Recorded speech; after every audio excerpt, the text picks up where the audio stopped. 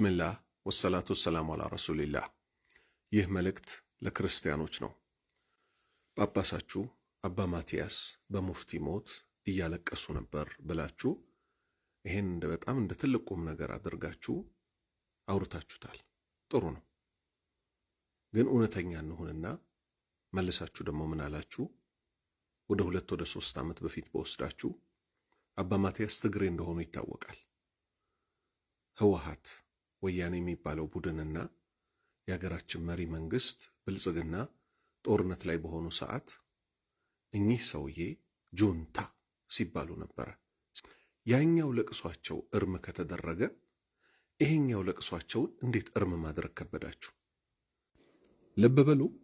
አባ ማቲያስ ለምን በሙፍቲ ሞት አለቀሱ የሚል አይደለም ዋናው ዓላማ። አገራችን ላይ የተለመደ ነው። ሙስሊም ሲሞት ክርስቲያን ያለቅሳል፣ ክርስቲያን ሲሞት ሙስሊም ያለቅሳል። እንደ ጉርብትናው እንደ ቅርበቱ ማለት ነው።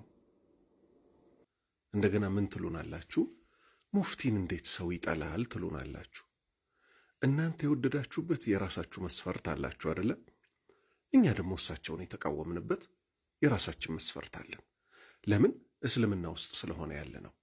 እንዴት ተቃወማችኋቸው ብትሉ ለምሳሌ የሚከተለውን ቪዲዮን ጋብዛችኋለን። እስከዛሬ አገራችንም እንዲያቆንም ነበር። ባለስልጣኖቹ ለናባይ ፀሐይም የዛ ጊዜ የደህንነት ኃላፊ ነበሩ። ተው እባካችሁ ይሄ ችግር መንግስት ላይ ይወጣል፣ እኛ ላይ ብቻ ሳይሆን እናንተም ላይ ይደርሳል እላቸው ነበር። በኋላ ያው እንግዲህ በመመለስ ጊዜ እነሱ ላይ ሲደርስ መጥፋት አለበት ብለው ሁላ ችግር ተፈጠረ። መጀመሪያ ተውጥሩ ማጥፋት ይቻል ነበር። መንግስት የዛ ጊዜ በጎናችን አልቆመም። መፈለግ አይፈልገውም፣ ግን ሙስሊሙ ላይ ብቻ ይቀር መስሎታል እንጂ ወደ መንግስት ያልፋል አልመሰለውም። አሁን አገሩ በሙሉ ተዳርሷል። እንግዲህ ለማጥፋት አልተቻለም።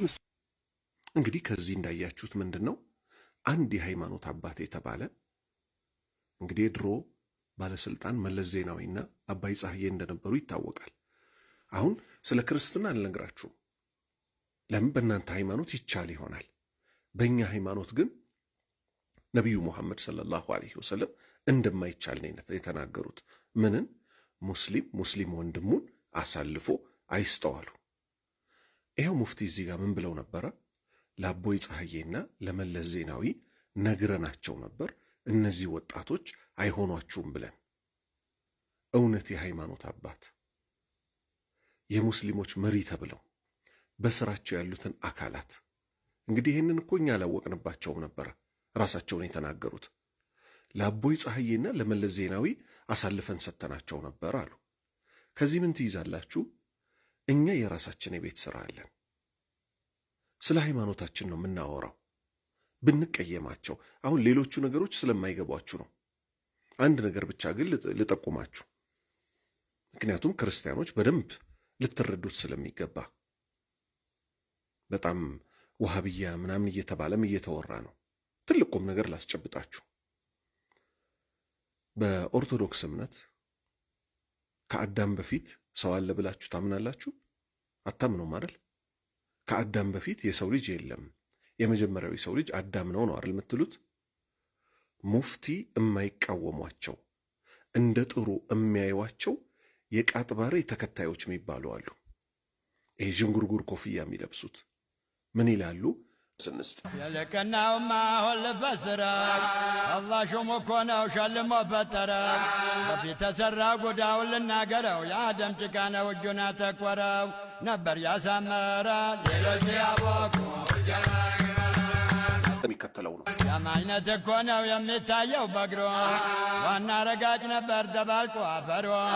የዛ እኮ ጊዜ ነው የሐልቁን ዘርዘሮ ለይቶ ያወቀው ያየው ተዛዞሮ ገና መታ ዘክሮ ከሱ ዘንጠሬኮ አቡል ጀበል የተባለው ግለሰብ የቃጥባሬዎች ልጅ አዳም ሲፈጠር ጭቃውን በእግሩ አብክቶ ነበር ይላሉ። ከአዳም በፊት ሰው አለ እያሉን ነው። ስለዚህ እኛ ኢቭን በዶክትሪን ደረጃ ይሄንና የመሰል የሆኑ ችግሮች አሉ፣ እኛው ራሳችን የምናውቀው ማለት ነው። ስለዚህ እባካችሁ ማለት በቃ እናንተው ፈራጅ፣ እናንተው ፈራጭ፣ እናንተው ቆራጭ እንዴት ልትሆኑ ትችላላችሁ? እኛ ለምሳሌ ካስታወሳችሁ ኦርቶዶክሶች የቄስ በላይ ጉዳይና የኦርቶዶክስ ጉዳይ ብላችሁ ብዙ ጭቅጭቅ ውስጥ ገብታችሁ ነበረ። እኛ እንደ ሙስሊም ዝም ነው ያልነው። ለምን? አይመለከተንም። እናንተው ራሳችሁ ኦርቶዶክሶች በራሳችሁ መፈጸም፣ መከራም ከሆነ መሸከም፣ መታገስ የምትችሉት የራሳችሁ ጉዳይ አለ። እኛ ሙስሊሞችም በራሳችን የሆነ ነገር እንድንሰራ ይፈቀድልን፣ ተውን። እናንተም በእኛ አትግቡ፣ ልክ እኛ በእናንተ እንደማንገባው ሁሉ። ከፊሎች ደግሞ ምን ይላሉ? ሙፍቲ እኮ የወረዱት አማራ ስለሆኑ ነው ይላሉ። አሁን ለምሳሌ በእናቴም በአባቴም ጎንደሬ ነኝ፣ አማራ ነኝ። በእስልምና አልሐምዱሊላህ አላህ ከዚህ ዘር ነው የምትፈጠረው ብሎ መርጦልኛል። ደስ ብሎኝ ይቀበላለሁ። ሐጂ ኢብራሂም ቱፋ የተባሉት ኦሮሞ ናቸው። አላህን ፈሪ ያደርጋቸው፣ ለሙስሊሙም ይበጁ ያደርጋቸው። በእኛ ማለት ነው አማራ መራ፣ ኦሮሞ መራ፣ ጉራጌ መራ፣ እኛ እንትናችን አይደለም። ሙስሊም እስከሆነ ድረስ ማንም ሊመራን ይችላል። ነቢዩ ሙሐመድ ሰለላሁ ዐለይሂ ወሰለም ከአረቦች ዘር እንደተገኙ መካ ምድር ላይ እንደነበሩ ይታወቃል። ከመሆኑም ጋር ግን ቢላል ተብሎ ኢትዮጵያዊው ባሪያ ተብሎ ሲሸጥ የነበረው አዛን እንዲል የአረቦቹን ትከሻ ሁሉ ተንጠላጥሎ ነው እላይ ማማው ላይ ወጥቶ አዛን ያለው። እኛ ዘንድ ችግር የለብንም። ሙፍቲ አማራ ስለሆኑ አይደለም የወረዱት። ሐጂ ኢብራሂም ቱፋ ኦሮሞ ስለሆነ አይደለም የመጡት።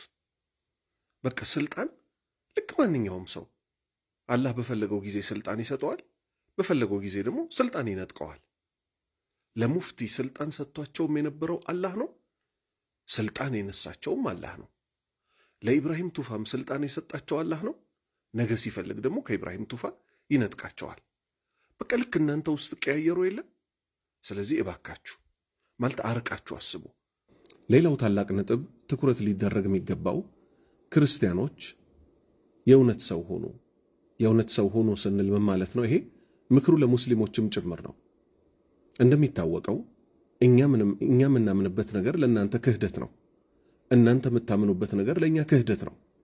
ለምሳሌ እኛ ሙስሊሞች አላህ አይወልድም አይወለድም እንላለን። እናንተ ደግሞ አላህ ልጅ አለው ዒሳ የሚባል ትላላችሁ። እኛ ዘንድ አላህ ልጅ አለው ማለት ክህደት ነው። እናንተ ዘንድ ደግሞ ኢየሱስ የአላህ ልጅ አይደለም ማለት ክህደት ነው። ስለዚህ የክርስትና መሰረቶቹ ውስጥ ምን ሚል መሰረት አለ? ያላመነ ያልተጠመቀ አይድንም ትላላችሁ። ሙፍቲ እንደሚታወቀው አልተጠመቁም። ኢየሱስ ደግሞ የአላህ ልጅ ነው ብለውም አያምኑም ነበር። እንዴት ነው ለኚህ ግለሰብ መንግሥተ ሰማያትን ውረሱ ብላችሁ ጸሎት የምታደርጉላቸው? እኔ ልጅ እያለሁ ማስታውሰው ሐታ ስለ ክርስትና የሆነ ያህል ማቀው ስለነበረ የክርስቲያን አባቶች ሲመክሩ ልጆችን ሲያስተምሩ የሰማሁት ምን ነበረ? ዘፋኝ መንግሥተ ሰማያትን አይወርስም ነበር የሚባለው። አሁን ግን በተጨባጭ የምናየው ምንድን ነው? ዘፋኞች ሲሞቱ ራሱ በክርስትናው ዓለም ላይ ሌላ ብይን ነው እየተሰጣቸው ያለው። ስለዚህ እውነተኛ እንሆን። ሌላ ወሳኝ ነጥብ የማነሳላችሁ ደግሞ ምንድን ነው? እኛ ሙስሊሞች በሃይማኖታችን ሐውልት መስራት ወደ ባዕድ አምልኮ፣ ቀብርን ወደ ማምለክ፣ ሙታኑን ወደ ማምለክ ይመራል። ይሄ ደግሞ የእስልምና መሰረት ነው። ስለዚህ የመጀመሪያ እንድታከብሩልን የምንፈልገው ሃይማኖታችንን ነው። ለምንድን ነው ለሙፍቲ ሐውልት ይሰራላቸው? ጭራሽ አንዳንዶቹ ምን ይላሉ? በእስልምና እንደማይፈቀድ እናቃለን፣ ግን እኛ ለሙፍቲ ያለንን ውዴታ ምን ገልጽበት ነው ይላሉ። እንዴ ሙፍቲ እኮ ከሙፍቲነታቸው ከኢትዮጵያዊነታቸው ከመሳሰለው ባህሪያቸው በላይ እኮ ቁጥር አንድ እኮ እስልምናቸው አለ። እስልምናቸው ማይፈቅደውን ነገር እየሰራችሁ ሙስሊሞች ውስጥ ክልክል የሆነውን ነገር ካልገነባም ብላችሁ ይሄ እኮ በጣም ነውር ነውና እባካችሁ ተውን ነው በቃ ዋና የዚህ ቪዲዮ ዓላማ። ተውን። ሌሎች በእናንተ ቤት ምንም ሊያደርጉ እንደማይሞክሩት ሁሉ እናንተም በሰው ቤት ላይ ምንም ልታደርጉ አትሞክሩ። ጨርሻለሁ።